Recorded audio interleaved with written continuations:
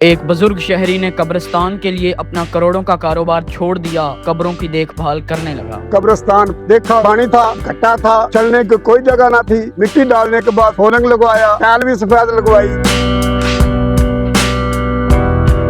गल्ला मंडी में करोड़ों का कारोबार छोड़ने और अपनी जो सियासी पहचान है उसको तर्क करने का ख्याल सबसे पहले कब आया था दिल में?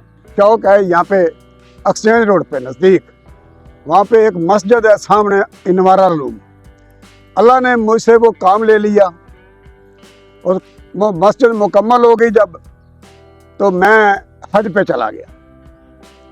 जब हज पे सन 16 में हज पे चला गया और हज के बाद आने के बाद मैं ये रब से ये काम मांगता था, ऐ अल्लाह मुझे उस काम की तौफीक दे जिसमें तू राजी, तेरा महबूब राजी, तेरी मखलूक राजी।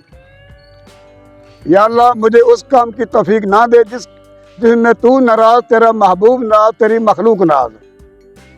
और मैं तहय्यत पढ़ता था, नमाज भी पढ़ता था। कारोबार में, हज के बाद कारोबार में मैं बहुत ही कम टाइम लगाता था। और जब तहय्यत पढ़ता था ना जी, उस वक्त मैं ये बात मांगता था, भाई या अल्लाह मुझे कोई काम ऐसा दे दे जो तुम्हें भी पसंद आ जाए, दुनिया को भी पसंद आ जाए। तो मुझे एक रात तहय्यत पढ़ते हुए इसका एक ख्वाब ख्याल आया कि आपने ये जो है ना कब्रिस्तान, पुरानी हवेली, इससे तामन करो और इससे मोहब्बत करो। मैंने आना जाना शुरू कर दिया। देखा वाकई पानी था, घट्टा था, चलने की कोई जगह ना थी। तो ये मैंने सारा कुछ जब देखा तो मैंने सोच लिया भी ये काम ज़रूरी हो गया है। तो मैंने सबसे पहले साइड पे जो इसके इलाका जहाँ रहते थे नज़दीक ज़मींदार, मैंने उनसे राब्ते किए और इन दफ्तरों से राब्ते किए। मुकम्मल करने के बाद फिर मैंने इसके मिट्टी डाली।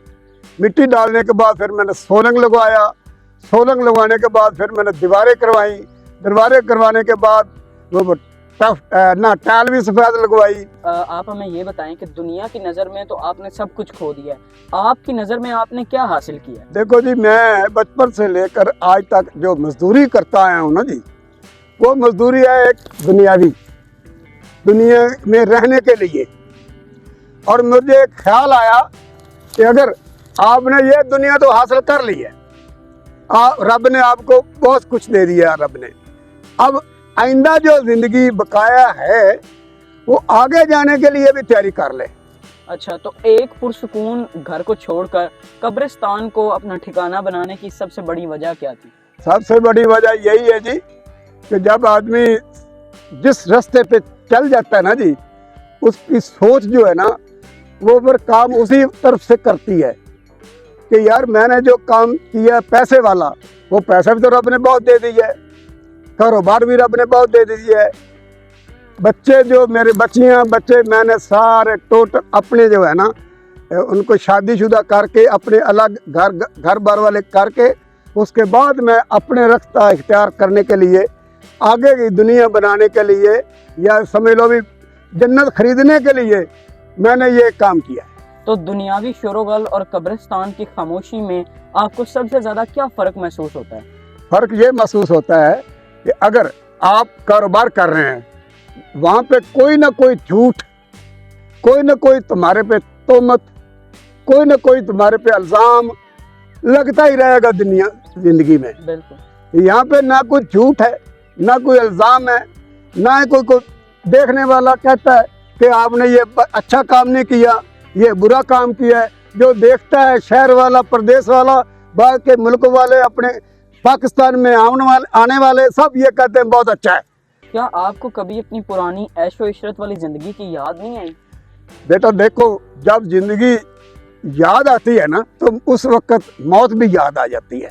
तो कब्रिस्तान में आपने मौत को बहुत करीब से देखा है, तो ये कैसा एहसास है, ये कैसी चीज़? देखो, जितने कोई बच्चा, कोई जवान, कोई बूढ़ा जो बचपन में मर जाता है, कोई जवानी में मर जाता है, कोई बूढ़ा होकर मर जाता है।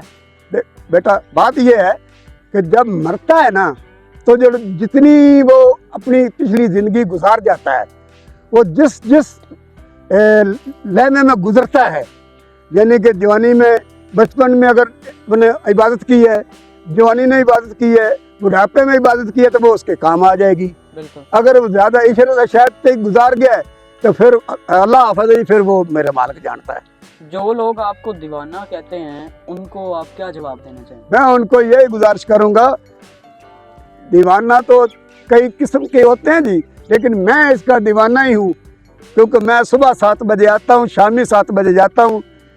वो लोग जो सिर्फ पैसे के पीछे भागते हैं, आप उनको क्या जवाब देना चाहेंगे?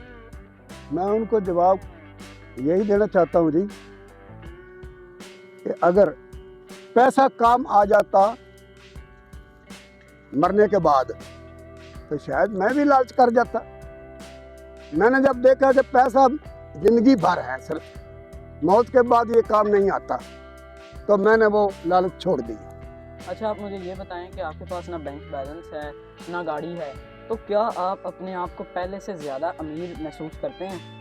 देखो जी, मेरे पास ना इस वक्त बैंक है ना गाड़ी है, लेकिन मैं समझता हूँ कि मैं सबसे ज़्यादा अमीर हूँ, क्योंकि जो मेरे माँ बहन बेटा बेटियाँ भाई जो इधर दफनाए हुए हैं ना, मैं उनकी जब खिदमत करता हूँ ना जी, तो उस खिदमत में मुझे इतनी सारी लज्जत और मोहब्बत आती है कि वो बैंक बैलेंस, गाड़ियाँ, मकान, कोठियाँ मुझे भूल जाते हैं।